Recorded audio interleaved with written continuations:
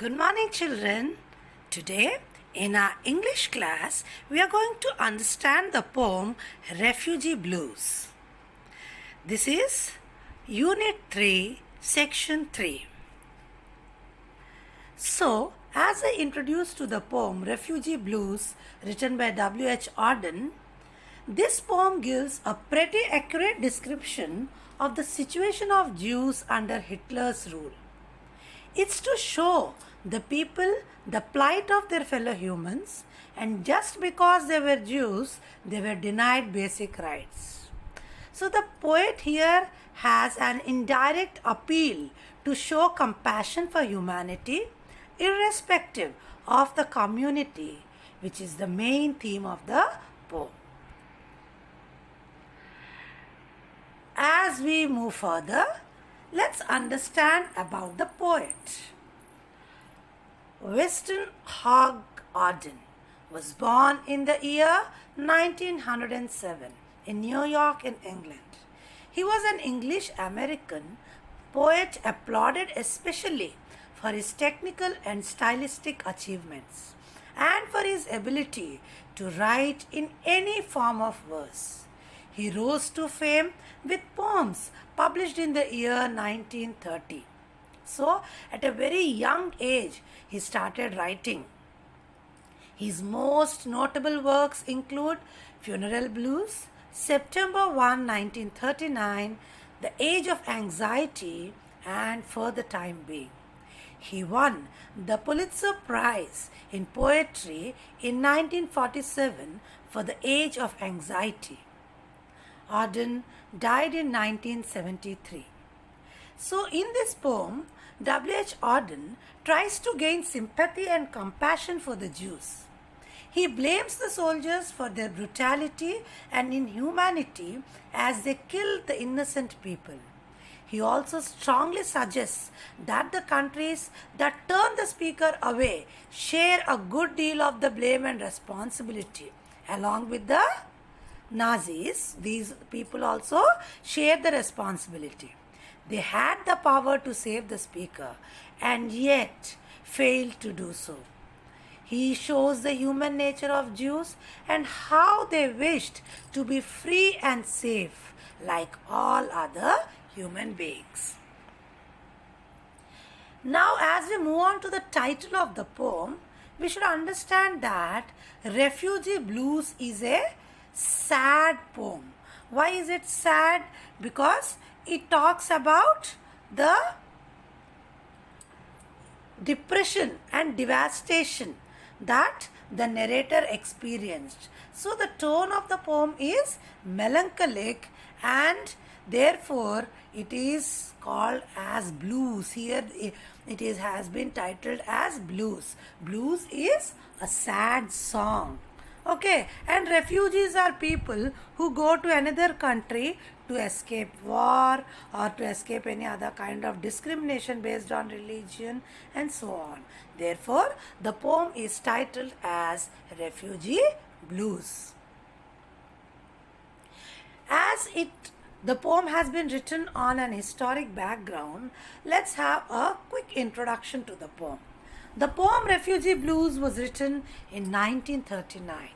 The poem describes the condition of Jewish refugees during the period of Nazi Germany with a particular emphasis on how they were discriminated against and antagonized. During the Second World War, Jews were forced to flee persecution and violence in Nazi Germany. Many Jews were unable to secure asylum in countries like England or US because they kept tight quotas on the number of Jewish immigrants admitted each year. So all this was due to Hitler. So this poem raises broader questions about isolation, loneliness and exile. It depicts the trauma and pain of being forced to leave home and of being unable to find a place of safety and security in a violent and uncertain world. The tone of the poem, as I told, is melancholic and it is depressing and devastating. The dire plight of the Jews is presented starkly making the readers uncomfortable. This is the main idea of the poem. So the poet wants us to be sympathetic towards them and to understand the condition of the Jews. Now, let's begin with the poem.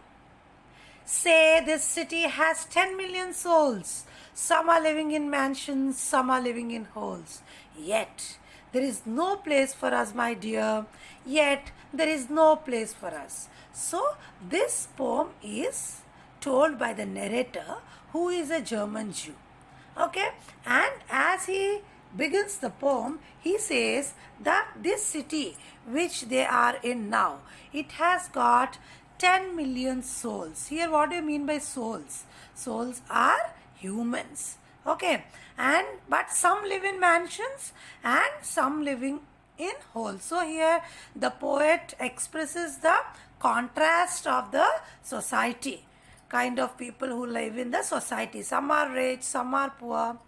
But whatever it is, people have got their homes, place to live in. But the poet and his companion, whom he addresses as my dear, they both have no place for us. So there is no place for the German Jews in this country. That is what the poet says. Okay, here if you see souls and holes, they rhyme with each other, and us does not rhyme. So this poem has got stanzas where each stanza has got 3 lines. The first and the second line, they both rhyme with each other. The third line does not rhyme. Therefore, the rhyme scheme goes as A-A-B. So the rhyme scheme of the poem is A-A-B. Not only this, in the first and second line, the poet presents the idea, whereas in the third line, he consoles his companion. So, the first 2 lines talk about their condition and situation, and the third line is a different tone. It is a consoling tone. So, the entire poem proceeds in the same manner with the same kind of tone and rhyme scheme. Once we had a country and we thought it fair. Look in the atlas and you'll find it there. We cannot go there now, my dear. We cannot go there now. So the speaker says that once they lived in a country and believed it to be their own, but they were denied their rights. That place is still there in the atlas.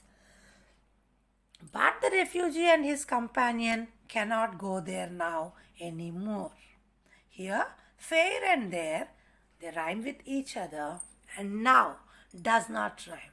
So whenever the speaker not only talks with the reader but talks to some other third party, then it is called as an apostrophe. So here, my dear is an apostrophe, because a third person, that is his companion, is being addressed in the poem. In the village churchyard, there grows an old yew. Every spring it blossoms anew. Old passports can't do that, my dear. Old passports can't do that. So, yew is a coniferous tree. Okay, and in this stanza, the poet shows the contrast between nature and the refugees, as there is always a new hope for natural life. That means after the leaves shed, there is a hope for blossom in the spring. But the poet does not have any hope of going back to his country. So, this is a metaphor that captures new life, opportunity and progression. So, the blossom in the spring, the yew, is a tree which is a metaphor. Metaphor is a direct comparison. This line indicates the helplessness of the refugees to go back to a safe place because they could not get their passports renewed. So they understand that they don't have a hope for a new life. The consul banged the table and said, "If you have got no passport, you are officially dead." "But we are still alive, my dear. But we are still alive." So consul is a government official. So in this stanza, the poet says that in anger, the consul banged the table and said that if the refugee was not having passport, then officially he was dead. But the refugee and his companion are alive. They both were alive. So the narrator expresses that even in people in authority refused to help them, and the country didn't really care about the refugees. It also depicts that without passports they were simply nobody. So the identity of the person was with their passport. Went to a committee, they offered me a chair, asked me politely to return next year. But where shall we go today, my dear? But where shall we go today? So now the refugee, he approached a committee for a help. They offered him a chair to sit and politely asked him to come next year. But they were also unable to help him, and the refugee had no place where he could go. So they told that you should return the next year. So they were also helpless to help the refugees. Came to a public meeting, the speaker got up and said, "If we let them in, they will steal our daily bread."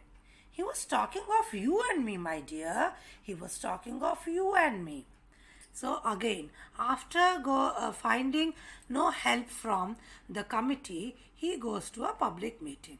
And there he heard the speech of the speaker. This stanza emphasizes that the people were unwilling to help the refugees and they felt threatened by them. So the people felt afraid of these refugees, that if they gave shelter, they would be in trouble. People were afraid of the refugee and his companion, and they thought that they would steal their bread. That means they were thought to be thieves. The impersonal language them means not talking as like we. We talks about as if we are personal. Yes, but when you say them, you talk about a third person, becomes impersonal. Okay, so the impersonal language them also captures the hostility towards the refugees. So again in this stanza also, the first two lines rhyme with said and bread and does not rhyme with me. As I told you, again, my dear, in every stanza, the poet, the narrator talks to his companion, my dear, where you can see the use of the figure of speech apostrophe. Also, you must have observed that in the third line it's a repetition like he was talking of you and me, he was talking of you and me. So these are repeated. So the repetition is very, very important to emphasize on a particular point. So repetition is used to emphasize something. Along with that, it becomes very rhythmic when you use repetition. So the poets use the figure of speech repetition to emphasize on a particular point and to make the poem more rhythmic. Thought I heard the thunder rumbling in the sky. It was Hitler over Europe saying they must die. We were in his mind, my dear. We were in his mind. So now the poet felt, the narrator felt as if there was a thunder rumbling in the sky. So the rumbling sound in the sky here is a metaphor for Hitler. So the Hitler had sent the fighter planes which were rumbling in the sky to devastate the refugees, and they were afraid of death.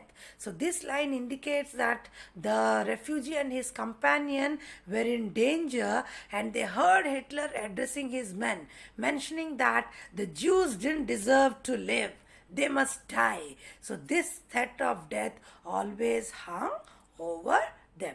So these are the first 7 stanzas of the poem, and in these 7 stanzas we have come across the figures of speech like repetition, apostrophe, metaphor. And in the first stanza, when it was mentioned about 10 million souls. So when you use an exaggerating number to talk a great thing more, exaggerate your point, then it is called as hyperbole. So the figure of speech hyperbole is also used in this 7 stanzas of the poem. So I hope you have understood these 7 stanzas and you have understood the meaning and the theme behind this. The next part of the poem will continue in the next video. For now, note down the homework.